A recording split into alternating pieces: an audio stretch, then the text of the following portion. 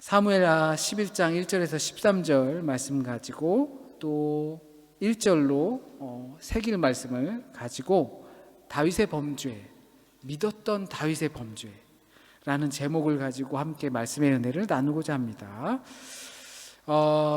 교회의 도움으로 그리고 하나님의 은혜로 한국의 일정을 잘 마치고 고국 방문을 잘 했습니다.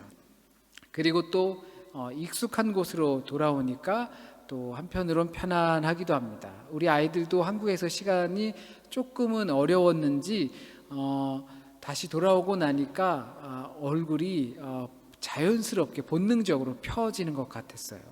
자기의 집이 그대로 있고 인형들이 그대로 있고 침대도 떠나지 않고 있는 그런 모습을 보고 매우 안도하고 한국에서 한국 쌀을 밥을 먹으면서 너무 맛있다고 그러면서도 집에 와서 집밥을 먹으며 그렇지, 내가 원하던 것이 바로 이거야 라고 누가 가르치지도 않은 말을 하는 것을 보면 익숙한 곳으로 돌아온다는 것은 참 편안함을 주는 것 같습니다. 한국에 가 있는 동안 한국에 일주일 정도 있다 보면 한국을 빨리, 그러니까 독일로 빨리 가고 싶은 마음이 있고, 또한 돌아올 때쯤이 되면 등 뒤로 남겨진 그 가족들에 의해서 발이 무겁게 잘 떨어지지 않는 경험들을 합니다. 그래서인지 오고 가는 그 많은 시간 동안 에너지가 많이 소진이 됩니다. 그리고 그것들을 다시 돌아와서 원래 일상의 삶으로 복구하기 위해서 또 많이 에너지가 소진이 되곤 합니다. 우올라우스 피버라고 해서 우올라우스 가기 위해서 준비, 가서 오고 이러한 것들로 인해서 많이 에너지가 소진되는 거랑은 조금 다른 것 같아요. 만약에 일주일 동안 어디 우리가 유럽에서 휴가를 보내면서 편안한 시간을 보낸다면 정말 어떻게 보면 잘 쉬었다가 올 수 있을 것 같은데, 고국의 부모님들을 방문하고 온다고 생각을 하니까 그 마음의 무게와 또한 그 마음의 어려움들을 다시 회복하는 그 과정이 쉽지만은 않은 것 같습니다. 오히려 더 많은 어려움들과 아쉬움들을 남겨 가지고 온 것 같습니다.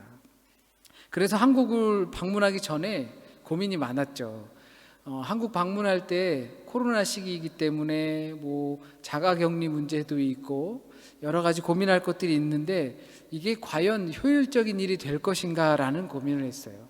내가 2주를 격리하면서 할지도 모르고, 그리고 2주밖에 없는 시간을 그것을 투자해서 한국에 다녀오는 것이 과연 효율적인 일이 될 것인가라고 생각했습니다. 그래서 기도하면서 생각하는 가운데 제 안에 생각이 든 것은 바로 내가 누군지를 명확하게 알아야 한다는 것이었습니다. 성호야, 네가 누구니? 라는 것이죠. 윤성호라는 한 개인이고 또는 아버지이고 또는 남편이고 또한 자식입니다. 그것은 저를 둘러싸고 있는 정체성이죠. 한국을 가선 자식의 도리를 해야 하는 것이고, 또한 자녀들과 있으면서 아버지의 도리를 지켜야 하는 것입니다. 우리 자녀들을 위해서 대신 놀아줄 사람이 있는 것이 아니고, 내가 자녀들과 함께 추억을 만들고 또한 기쁨을 만들어내야 하는 것이죠. 나와 관계된 것들은 내가 아니면 할 수 없는 것들이에요. 나를 대신해서 우리 부모님께 기쁨을 드릴 수 있는 건 또한 없습니다. 그런데 그 전체적인 것을 포괄하고 있는 것이 있었습니다. 바로 제가 믿음의 사람이라는 것이었습니다. 내가 어디에 있든지 어디를 가든지 이 정체성은 도무지 바뀌지 않는 것이었습니다. 제가 믿음을 던져버리고 그 삶을 살지 않기로 한다면, 그러지 않는 이상은 저는 믿음의 사람이라는 정체성 위에 아빠이고 남편이고 자식이었던 것입니다. 그래서 완전히 아직 완벽하게 복음화가 되지 못한 우리의 가정들을 생각하게 되었습니다. 단순히 부모님들과 시간을 보내는 것에 집중한 것이 아니라 어떻게든 그 시간을 보내면서 부모님들께 복음이 조금이라도 전해질 수 있길 바라는 마음뿐이었습니다. 그런데 짧은 시간 다녀오는 것이 과연 어떻게 그렇게 되겠는가라는 생각도 아쉬움을 남긴 채 돌아왔습니다. 그러한 시간들을 보내면서 기억하실지 모르겠지만 한국 방문하기 전에 우리가 예배 주제가 다윗의 언약궤와 다윗이 기뻐 춤추며 노래했던 모습, 그리고 다윗이 평화로운 시기를 맞이했을 때 하나님의 성전을 지어드리고 싶은 아주 기특한 마음의 모습이었다라는 것을 우리가 보게 되었습니다. 이번에 성경학교의 주제도 다윗 구조대, 세상을 구원하라, 구조하라, 이런 주제를 가지고 다윗의 마음을 살피면서 다윗과 같은 구조대가 우리도 될 수 있다라는 주제로 하고 있습니다. 다윗이 종교 지도자는 아니었지만 충분히 하나님의 사람으로서 대표되는 사람이고, 그의 믿음을 우리는 높이 평가할 수 있고 하나님의 사랑을 받는 이유가 그 안에 있다라고 생각할 수 있습니다. 그런데 그렇게 믿음이 좋은 사람이, 그렇게 대표되는 사람이 오늘 본문에선 간음하는 장면으로 나타납니다. 오늘 본문은 다윗에게 괜히 너무나 잘 알려진 다윗의 실수에 관한 내용입니다. 그렇게 믿었던 다윗의 실수, 범죄입니다. 다윗의 흠이고 하나님의 율법을 어긴 명확한 장면이 나옵니다. 하나님께서는 사무엘에게 다윗에게 기름을 부으라라고 하시면서 사람들은 사람의 외모를 보고 판단하지만 나 여호와 하나님은 사람의 중심을 보고 마음의 중심을 보고 판단한다라고 하시면서 다윗에게 기름을 부으라라고 하셨습니다. 그렇다면 다윗은 왜 그렇게 하나님께 인정받던 마음의 중심이 있었는데 그 중심을 잃어버리고 놓치게 되었을까요? 우선 누구나 그럴 수 있다라고 생각이 듭니다. 아브라함도 그랬고요, 또 다윗도 그랬고, 또 우리는 예수님을 통해서 베드로가 주는 그리스도시요 살아계신 하나님의 아들입니다 라고 아주 베드로에게 걸맞지 않는 표현을 했지만, 그 뒤에 바로 주님의 십자가 사건을 부정하는 이유 때문에 사탄아 물러가라, 내 뒤로 물러가라 라고 하는 야단을 맞는 지경까지 이른 것을 보면 누구나 그러한 실수를 할 수 있다는 것입니다. 아주 근소한 차이라는 것이죠. 우리는 그와 같은 경계선상에 있는 것입니다. 칭찬을 받을 수 있는 경계선상, 또는 바로 1초만 지나도 죄를 저지를 수 있는 그 경계선상에서 우리는 가고 있다는 것입니다. 하나님의 임재를 내가 그 시간 실제적으로 경험하는가 그렇지 못하는가에 따라서 우리의 삶이 순간 어둠이 되고 순간 빛이 된다는 것입니다. 그 하나님의 임재, 이 시간 이곳에서 나와 함께 하심, 과연 내가 실제로 여기며 사는가의 차이에 따라서 어둠에 빠질 수 있고 빛에 빠질 수 있다는 것입니다. 이 하나님의 임재가 우리의 삶에서 실제가 되면, 내가 하나님을 지금 이 시간 이곳에서 나와 함께 하신 하나님을 경험하면서 인정하면서 살아간다면 우리의 삶은 분명히 달라질 것입니다.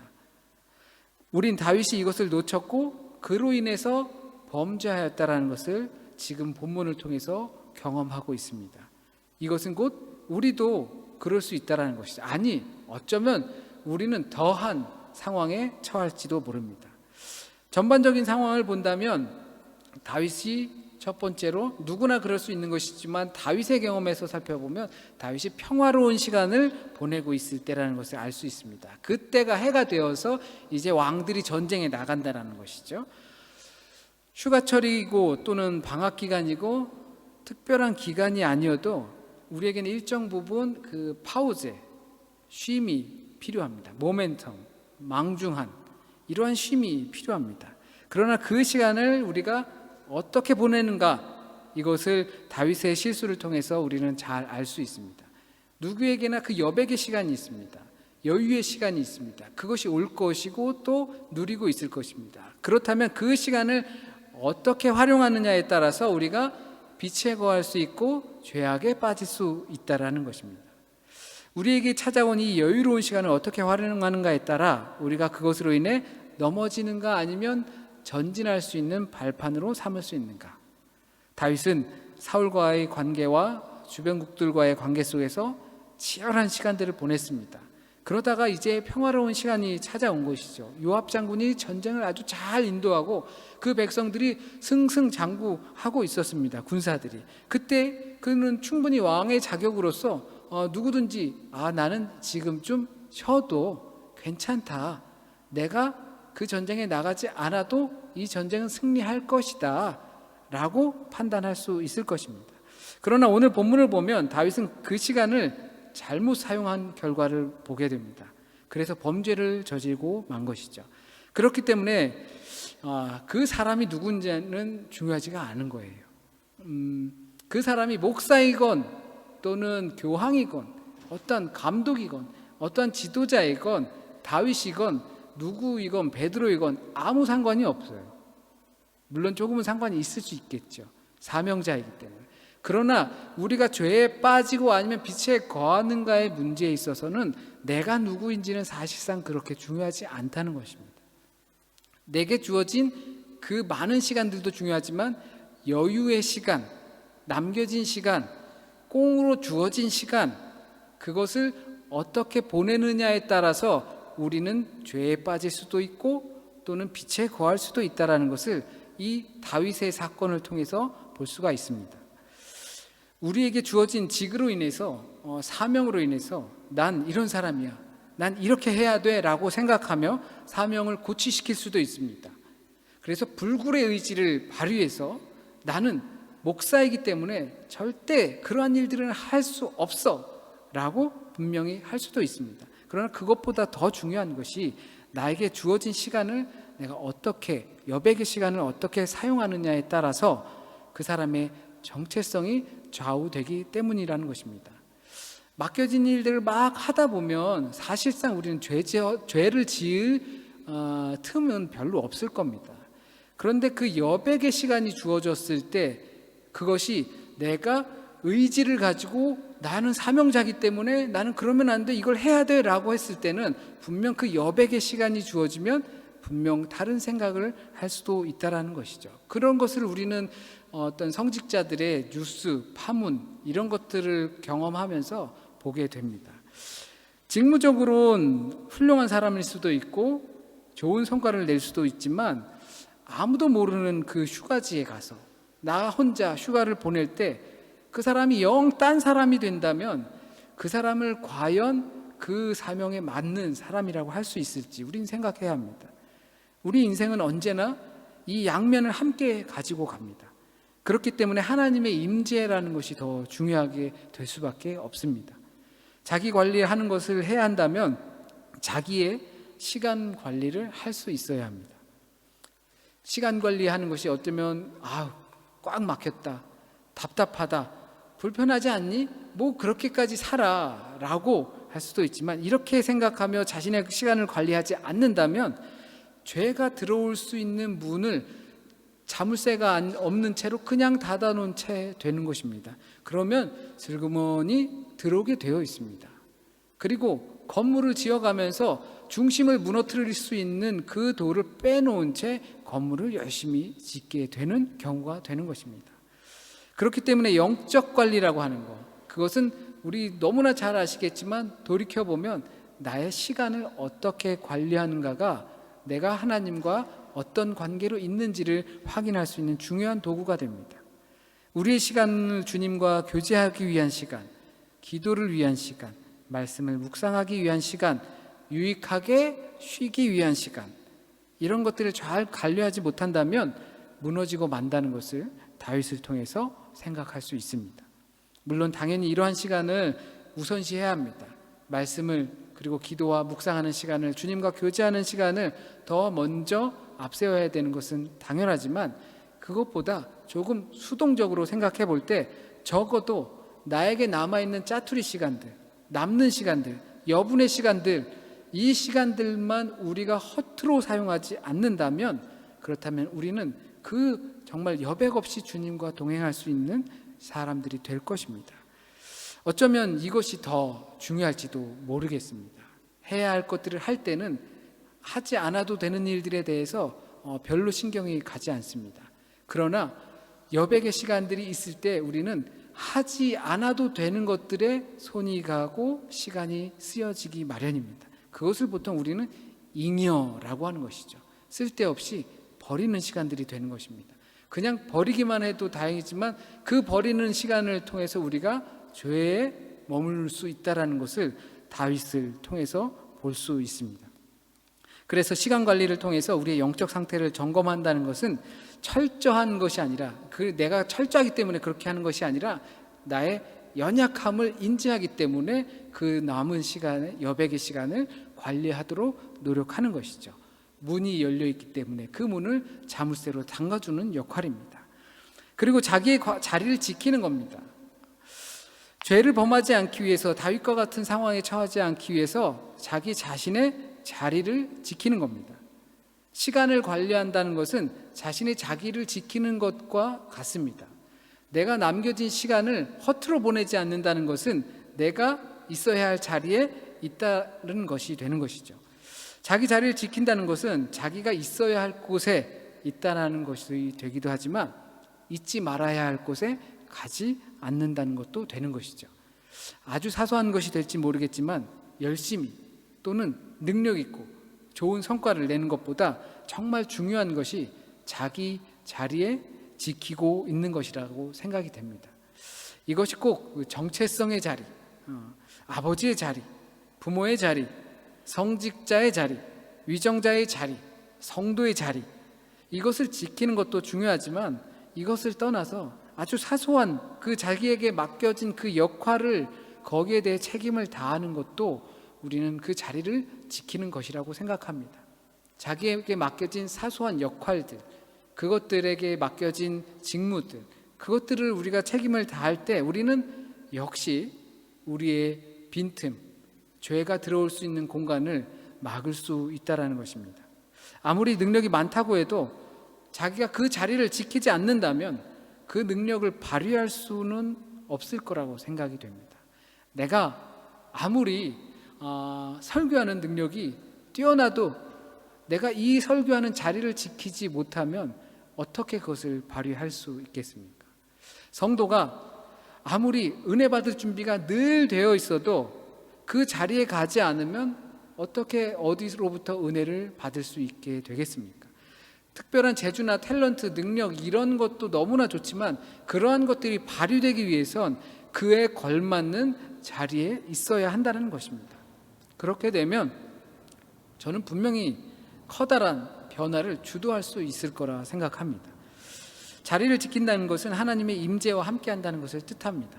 시간을 지킨다는 것은 하나님의 임재의 시간을 지키는 것이고, 자리를 지킨다는 것은 하나님의 임재의 자리를 지킨다는 것이죠. 가정의 자리를 지키고, 소속의 자리를 지키고, 직분의 자리, 부모로서의 자리, 우리에게 맡겨진 모든 자리는 하나님께서 우리에게 주신 거룩한 자리입니다. 성도들이, 그리스도인들이 자신의 자리를 지키고, 부모가 가정의 자리를 지키고, 직분에 맞는 자리를 지키는 겁니다. 그 자리를 지키는 것만으로도 우리는 죄의 유혹에서 훨씬 자유로울 수 있다는 것입니다. 그러나 다윗은 왕으로서 자신이 있어야 할 자리를 지키지 못해서 이와 같은 일이 벌어진 것입니다. 오늘 본문 이전까지만 봐도 다윗은 전쟁에 나가서 지휘를 했습니다. 그러나 다윗은 점점 강성해져서 전쟁은 끝나지 않았는데 전쟁을 지휘하러 나가지 않았습니다. 그곳에는 하나님의 임재를 상징하는, 인도하심을 상징하는 하나님의 궤도 나가 있었습니다. 심지어 마치 우리아가 돌아와서 하나님의 궤가 그곳에 있는데 내가 어떻게 여기 와서 잠을 자고 아내와 함께 잠을 자겠습니까? 라고 이야기합니다. 듣기 거북하지 않았을까요, 다윗이? 나는 집에서 있고 심지어 그의 아내를 범했는데. 그것이 자리를 지키는 것이, 그것이 능력이라는 것입니다. 우리가 각자의 자리를 지키는 것만으로도 하나님의 능력이 나타나게 되는 것입니다. 한국에서 우리 어머님께서 다니시는 교회의 목사님을 뵙고 또 이야기를 나누게 되었습니다. 자신은 목회를 시작하면서 옛날에 작은 교회들은 대개 교회가 있고 바로 옆이 사택이었잖아요. 요즘들은 이제 사택이 따로 있고 그런 경우도 종종 있는데, 우리 어머니 교회는 한 130년 정도 된 아주 오래된 역사가 있는 교회예요. 거기에 담임을 하시면서 이야기를 해주시는데, 자기가 작은 처음 개척 그런 교회를 하시면서도 시간이 되면 정장을 옷을 차려입고 사택 옆에 있는 사무실로 출근을 하셨다고 그런 이야기를 합니다. 자기가 할 수 있는 것들을 하시는 것이었죠. 그리고 자신의 자리를 지키는 것이었어요. 그것이 능력 이전에 자기에게 맡겨진 일이라고 말씀을 하시더라고요. 그렇게 습관을 들여오셨다라고 합니다. 그래서 지금까지도 시간이 되면 출근을 하신대요, 교회로. 다른 사람들이 보면 그 뭐하러 쓸데없는 짓을 하느냐라고 한다고도 들었다고 하십니다. 어떻게 보면 아무도 없는, 아무도 찾아오지 않는 그 사무실을 지키고 있는 것은 좀 너무나 비효율적인 일이 될 수도 있을 겁니다. 그러나 그렇게 시간과 자리를 지킨다는 것은 적어도 죄가 틈탈 수 있는 문을 걸어 잠글 수 있는 역할은 되지 않을까 생각합니다. 능력이 많고 죄도 많이 범하는 것보다 능력이 없더라도 주님 앞에 신실한 신부가 되는 것이 우리의 역할이 아닐까 생각해 봅니다. 그래야 우리의 마음을 지킬 수가 있습니다. 그것이 우리의 마음을 지키는 방법입니다. 주어진 여유의 시간을 관리하지 못하고 자신의 자리를 지키지 못하는 것은 곧 나태함을 뜻합니다. 자기 관리의 나태함은 그리스도인에겐 하나님의 임재를 멀리하게 된다는 것입니다. 그 나태함과 하나님의 임재를 멀리하여서 자신에게 주어진 여유 있는 환경, 안정감, 안락함을 제대로 사용하지 못하는 결과가 나오는 걸 볼 수 있습니다. 자신에게 주어진 여유의 시간과 힘이 자신을 바르게 하는 것이 아니라 오히려 자신을 넘어뜨리는 일이 되고 말았다는 것을 보게 되었습니다. 마음을 지킨다는 것은 하나님의 임재를 경험하는 겁니다. 그럴 수 있는 방법은 우리에게 주어진 시간, 자기를 관리하는 부지런함이 필요합니다. 매일 바쁘고 눈코 틀 새 없고 하루하루 살기 바쁜 것을 의미하진 않습니다. 쉼도 없이 매일 그렇게 살라는 것은 아닙니다. 우리에게 주어진 여유에 주님을 사모하는 마음을 더하라는 것입니다. 우리에게 어떤 특별한 이유로 여유가 생긴다면 여분의 시간과 여분의 힘을 어떻게 사용해야 할지 우리는 생각해야 합니다. 지금은 바빠서 그럴 시간이 있었으면 좋겠다 꿈만 꿀 수도 있겠지만 그 시간은 분명히 찾아온다는 것이죠. 만약에 그런 시간들이 우리에게 찾아왔을 때 범죄하여서 죄악에 빠지는 것이 아니라 그 시간에도 은혜와 하나님을 경험할 수 있는 시간이 되게 하려면 우리가 그 시간을 어떻게 준비해야 할지, 내가 그때가 오면 무엇을 바라야 할지를 생각해야 하는 것입니다. 죄의 문이 열리면 금세 죄는 우리의 안 깊숙한 곳까지 찾아와 자리를 잡기 쉽습니다. 많은 경우 여유가 생기면서 스스로 규제하던 일들이 허술해집니다. 무감각해집니다. 잘 될 때 조심해야 된다라고 하는 것이 그래서 나오는 거죠. 그러니까 우린 늘상 위험에 노출되어 있는 것입니다. 그 위험을 넘을 능력이 우리에겐 부족합니다. 그 문 앞에 주님을 모셔 두어야 하는 것입니다. 그렇지 않으면 그때가 죄를 짓는 시점이 되는 것입니다. 여유가 찾아오고 좀 여유로운 경제력이 생기고 여유로운 시간이 생기고 여유로운 힘이 생기고 했을 때 그때가 바로 주님과 동행하고 또는 하나님의 임재를 경험하는 시간으로 준비하지 않았고 관리되지 않았다면 죄가 들어오는 시점이 된다는 것입니다. 사회적으로만 그런 것이 아니라 신앙 속에서도 그대로 나타납니다. 우린 일이 잘 풀릴 때 하나님께서 나와 동행하신다고 생각합니다. 그러나 일이 잘 되는 것이 하나님께서 나를 인도하신다는 증거만은 아닙니다. 그렇게 생각할 때 우리는 하나님의 관계가 무감각해지기 쉽습니다.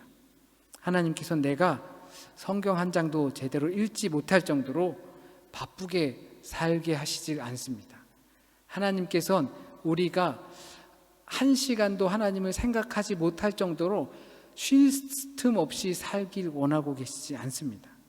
하나님께서는 그분의 섭리를 깊이 생각하지 않아도 되게 우리에게 여유를 주시지 않습니다. 아무리 바빠도 주의 말씀을 가까이 해야 하고 내게 특별한 여유가 있어도 그럴 때일수록 하나님의 섭리에 촉각을 세워두어야 합니다. 그것이 어떤 처지 가운데에도 무뎌진 하나님과의 관계를 바르게 합니다.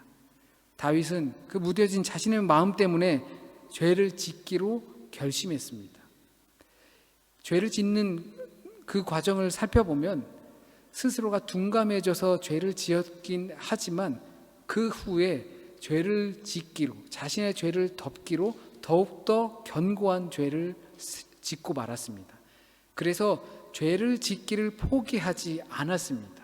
그것이 죄의 문이 조금 열려서 죄가 들어오면 우리 안방까지도 쑥 들어오는 것과 같은 것입니다. 목사인 저나 여러분이나 이런 유혹과 시험에 노출되어 있기는 마찬가지입니다. 우리가 간음은 아닐지 몰라도 이런 죄의 속성에 발목 잡힐 수 있게 되는 것입니다. 어쩌면 지금 너무 바빠서 죄를 지을 시간이 없다. 참 감사한 것 아닐까요? 죄 지을 시간도 없다. 이거 너무나 은혜 받은 거예요. 너무나 감사한 일이죠. 그러나 우리에게 그 여백의 시간과 여백의 경제력, 여백의 체력, 여백의 공간들은 우리에게 분명히 다가오게 됩니다.